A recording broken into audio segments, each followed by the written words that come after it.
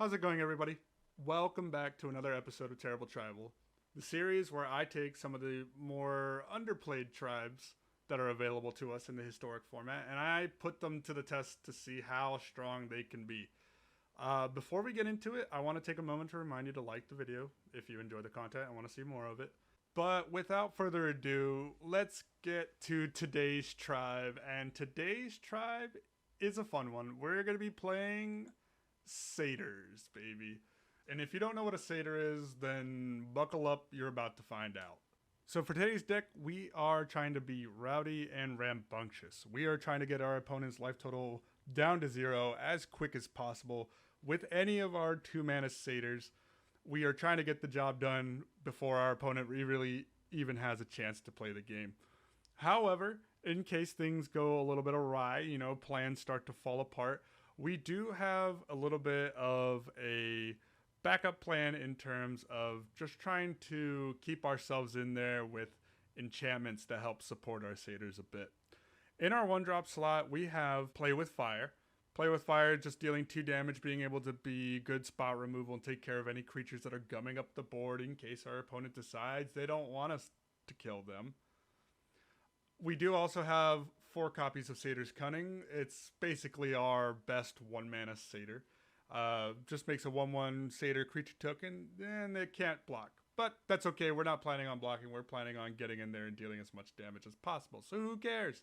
Well, it does have the upside of being able to escape for 3 mana, which occasionally does come up.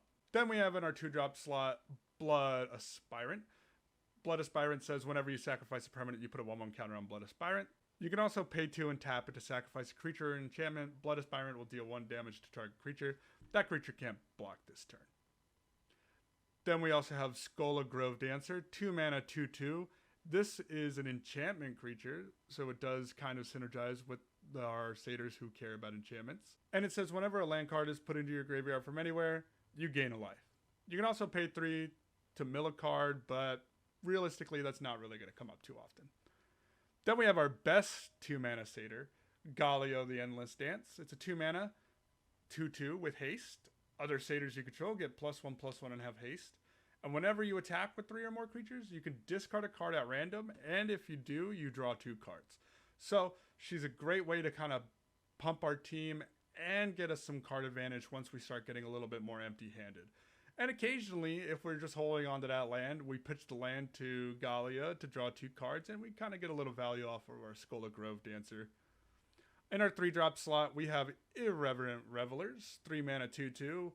When it enters, you get to choose one. You can either destroy target artifact, which could come in handy, or just give Irreverent Revelers some haste, which is okay if we don't have that Galia in the play.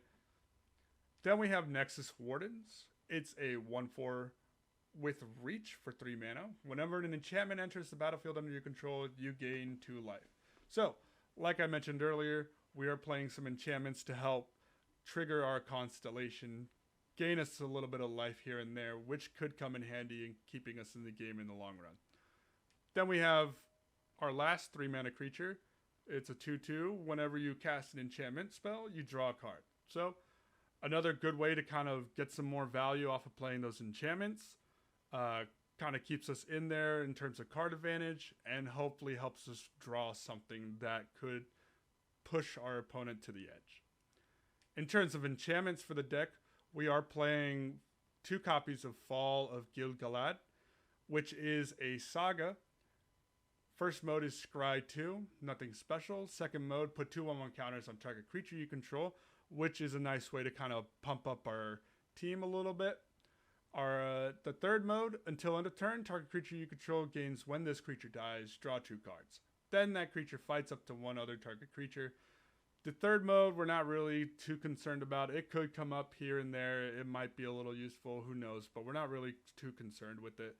What we are concerned about is the fact that when this saga reaches 3, we sacrifice the saga, which not only synergizes as an enchantment with the rest of our deck, but it does synergize with our Blood Aspirant. Once it sacrifices, Blood Aspirant will get a 1/1 counter. Then we also have 2 copies of Arnie Slays the Troll. First mode, target creature you control fights up to one target creature you don't control. Second mode, add 1 red mana. Put 2 1/1 counters on up to one target creature you control. Gives us a little bit of mana. Pumps our team up a little bit. What's not to like? Third mode, you gain life equal to the greatest power among creatures you control. Hopefully by this point we'll have a big Satyr on the board. You know, maybe we're only gaining 3 or 4 life, but every little point of life matters.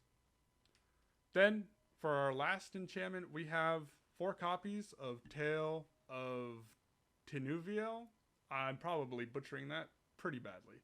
But first mode is target creature you control gains indestructible for as long as you control the tail. Second mode, return target creature card from your graveyard to the battlefield. Third mode, up to 2 target creatures you control each gain lifelink until end of turn. Once again, gaining life, never bad.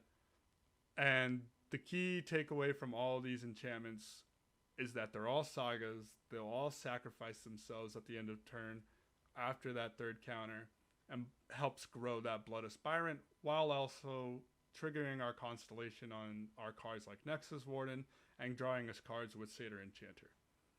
For our land base, we have 1 plains, 3 mountains, 6 forests, 3 copies of Stomping Ground, 4 copies of Sacred Foundry, and 3 copies of Temple Garden. Not really too concerned about the land base. We're just wanting to make sure that we hit our colors properly.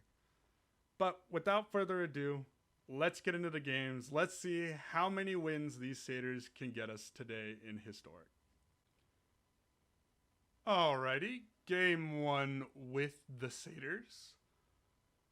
Let's see if we can get a nice aggressive hand and pressure our opponent as much as possible here. Alright, so we have 2 lands, Mountain, Temple Garden, so we do have all our colors. We do have the turn 1 Satyr's Cunning, as well as the turn 2 Gallia of the Endless Dance. We are missing a mana for both of our Irreverent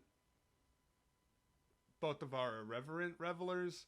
However, we could possibly just end up drawing that, as well as we do have a copy of Arnie Slays the Troll, which could help pump our team a little bit. This is going to be a keep from us. Alright, so turn 1, go ahead and play our Mountain. We're going to go ahead and get that Satyr's Cunning going. Get our 1/1 on the board. Opponent plays the plains and passes. We do end up drawing our 3rd land, which is nice. So we're going to go ahead and pay 2. We're just going to go ahead and get aggressive here. We're going to go ahead and play Gallia of the Endless Dance. Make our 1/1 a 2/2. And we'll get him for 4. Put our opponent down to 16. And we're looking pretty good at the moment. We do have our Revelers. We're going to go ahead and play Temple Garden untapped here. We're actually going to play our Nexus Wardens instead of our Revelers here. That way we can set up the Arnie Slays the Troll for the next turn, gain a little life with the Nexus Warden, and we still get to swing and hit our opponent for 6. We are going to go ahead and decline here. We don't really need the card at the moment. And we want to keep the Arnie Slays the Troll to trigger the constellation there. Opponent plays another land and a Resplendent Angel. Pretty good. However, I feel like maybe our opponent might be falling a little bit behind here. So we're going to go ahead and play Arnie Slays the Troll. We're going to go ahead and make our Nexus Warden fight the Resplendent Angel. So nothing dies here, but now because of that, we're going to go ahead and swing in with both of our 2/2s. We're going to leave Gallia back because she's our best Satyr and we want to keep our team pumped.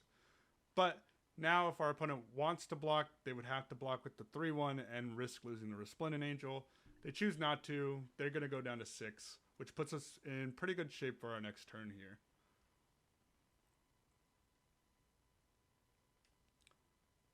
Opponent plays Bishop of Wings, so if they keep it up, they're going to start getting some life. We're going to go ahead and put 2 counters on the Gallia here. Make it bigger. I know they're going to want to block it, so we want to make sure that it's as painful as possible for them.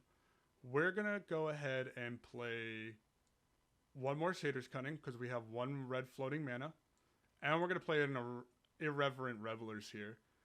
No artifact. We'll give it haste, but it doesn't really matter because it already has haste. We're just going to get in there, make our opponent make some tough choices here. We're going to decline here. Keep both of our cards just in case. But our opponent's just going to go ahead and take it. They know they lost. GG's. We're on to the next one, baby. That's one game for the goats.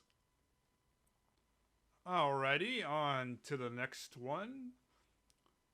So far, so good. Everything going according to plans. So let's look at this hand. We have 3 mana. We don't have any white, but we don't need white currently. We have our copy of Blood Aspirant, Revelers, Skull of Grove Dancer, and Nexus Warden. We're going to go ahead and keep this.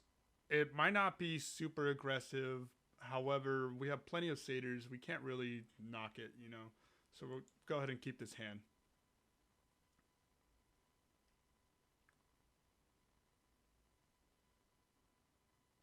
All right. So game plan here is going to play. We're going to play Stomping Grounds tapped here.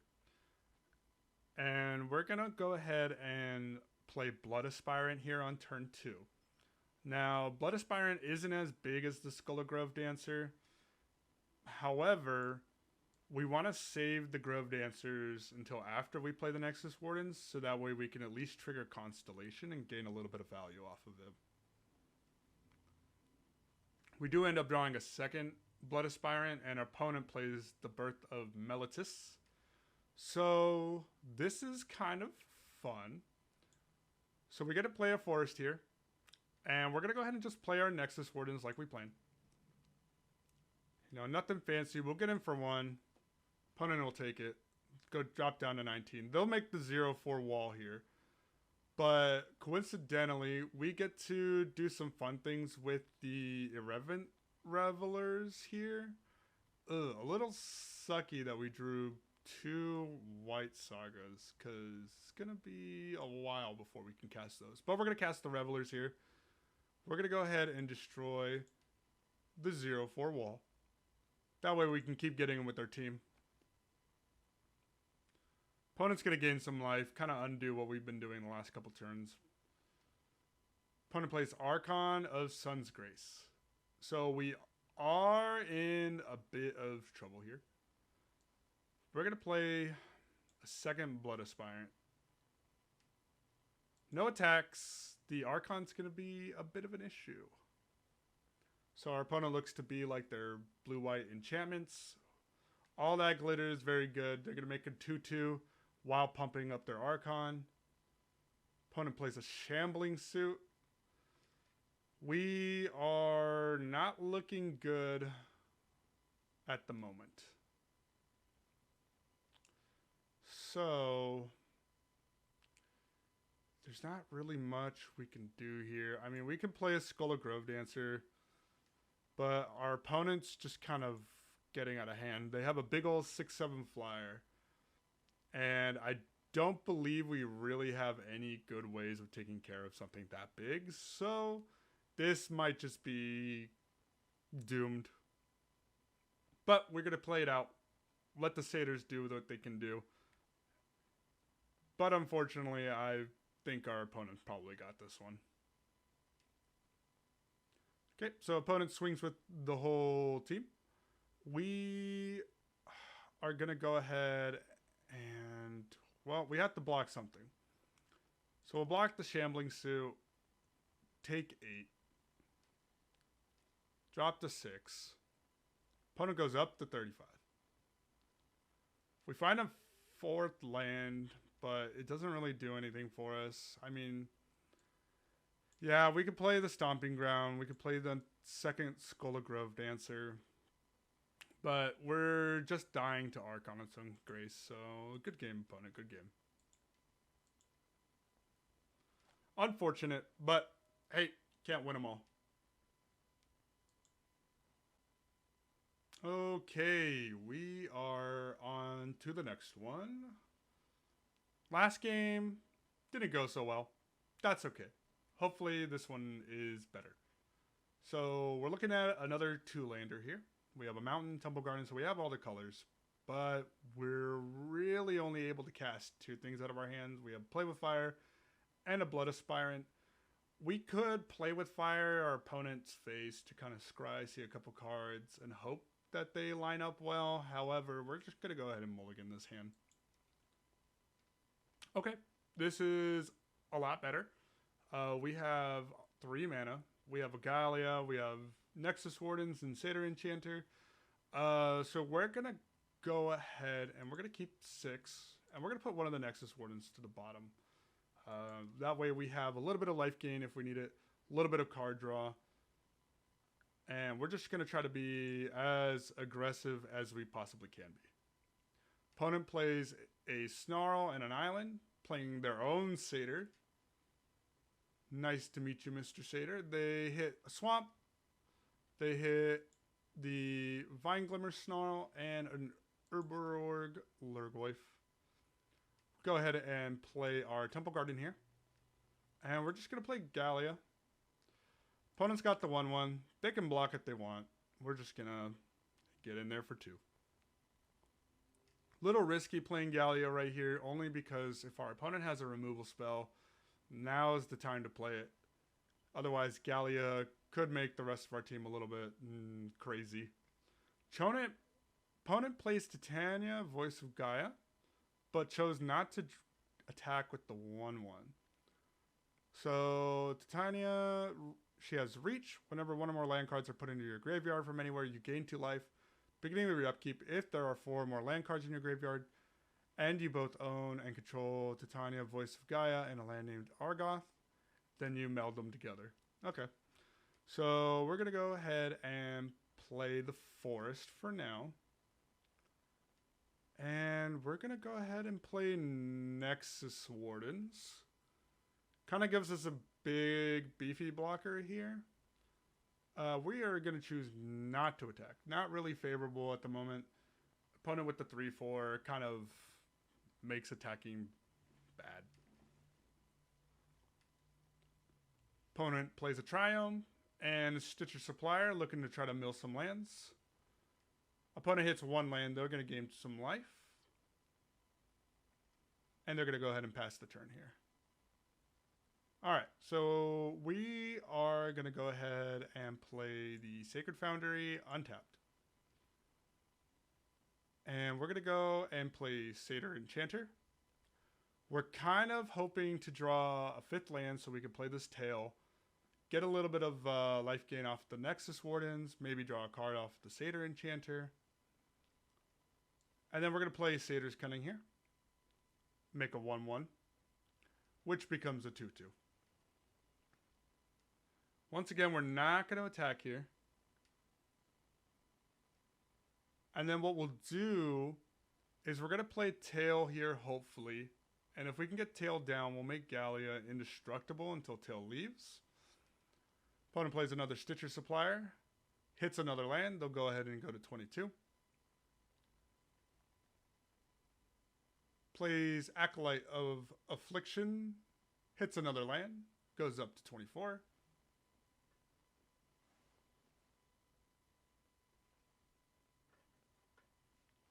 We hit Irreverent Revelers.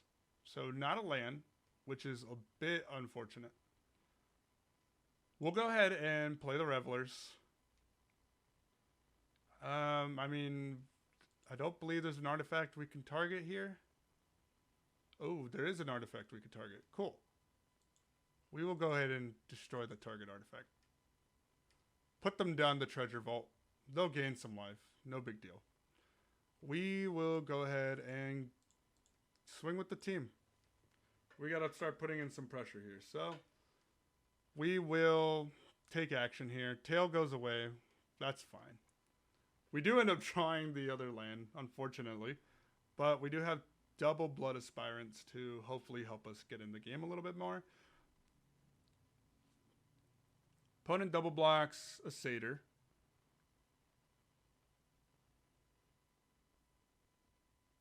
Opponent triple blocks another Satyr, and then blocks Titania. We're going to go ahead and kill the Acolyte of Affliction here. Both Stitcher suppliers. Opponent will take 2. Opponent will gain 2 here. Opponent gains another 2. Very good at hitting 1 land at a time. We're going to pay 2 life. We're going to play the Blood Aspirant. Pass the turn.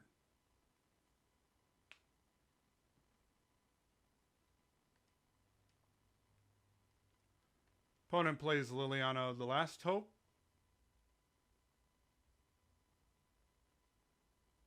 Mills a couple cards.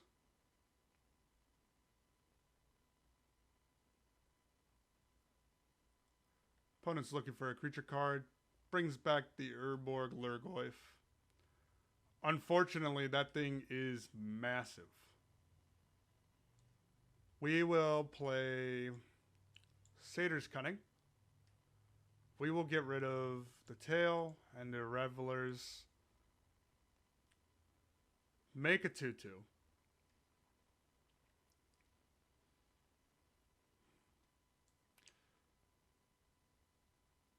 Play Blood Aspirant. And I won't lie, things are looking rather grim. We can't really block effectively. We can't really attack effectively. We're just going to pass the turn for now.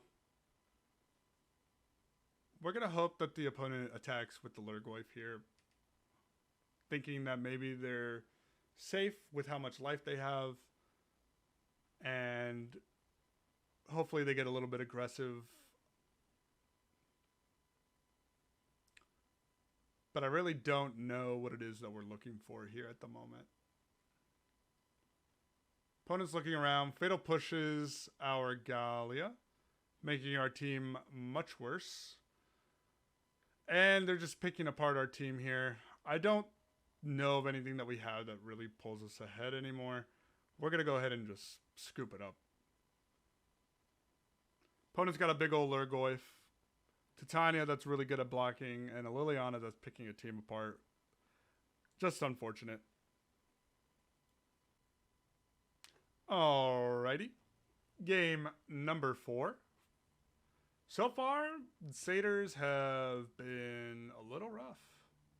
We had a really good game 1. We're able to aggro our opponent out just like we want. But every other game so far has been a little bit of a bummer.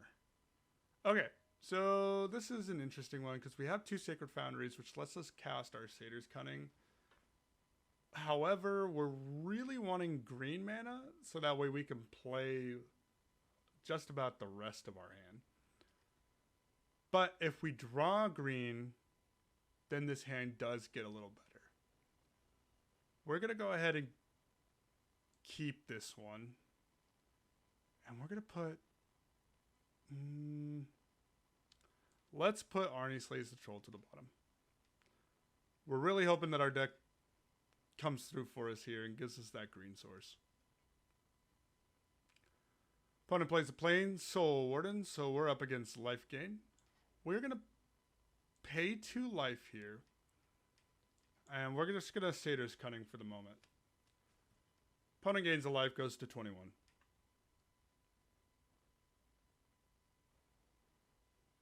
Opponent plays another land and Voice of the Blessed. So Voice of the Blessed, I kind of wish that we did play the Play with Fire. A little bit unfortunate. We're going to go ahead and... we're going to play Sacred Foundry tapped. We're going to get in for 1. If our opponent makes the bad decision of blocking with the Voice, that's good for us. We're going to go ahead and play with Fire, the Voice of the Blessed. Helps take care of 1 problem.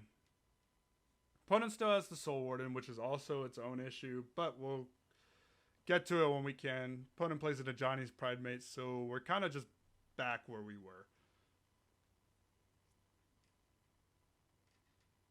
So now we're seeing the downfall of not drawing any lands whatsoever.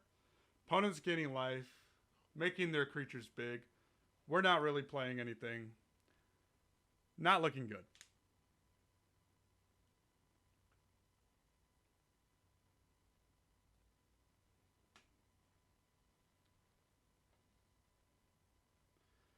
Opponent plays Guy's Blessing, shuffles the voice back into their deck. Plays a land, plays Selfless Savior.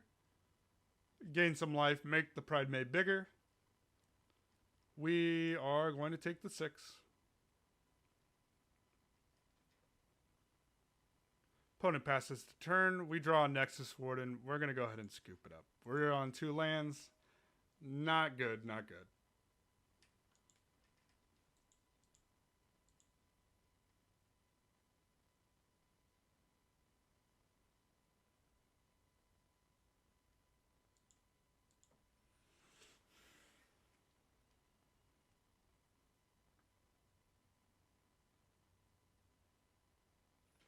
Alrighty. Next game. Let's do this. Let's get a nice little win for the Satyrs here. So we're looking at 3 lands, Play with Fire, Satyr's Cunning, Blood Aspirant, and a Satyr Enchanter. We're going to go ahead and keep the 7 here.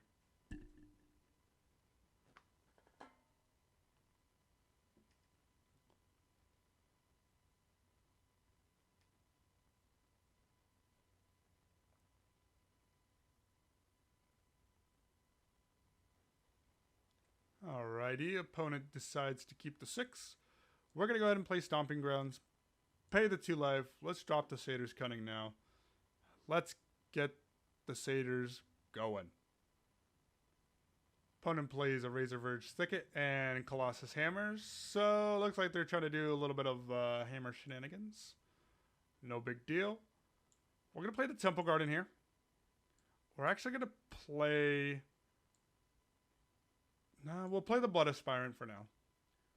Get another Satyr on the board. Get a little aggressive. I think we're going to try to play Temple Garden and then Satyr Enchanter next. And then play the Arnie Slays the Troll so we can get a card off of the Enchanter. Opponent plays Kemba's Outfitter. Target equipment you control perpetually gains Equip for 1. I see, I see. Well, let us play... We're going to play...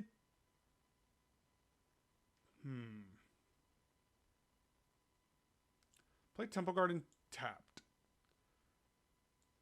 We're going to play Arnie Slays the Troll. So we are going to play our enchantment here. We're going to make our 1-1 fight the 2-1. Keep the creature away. Get in for 1.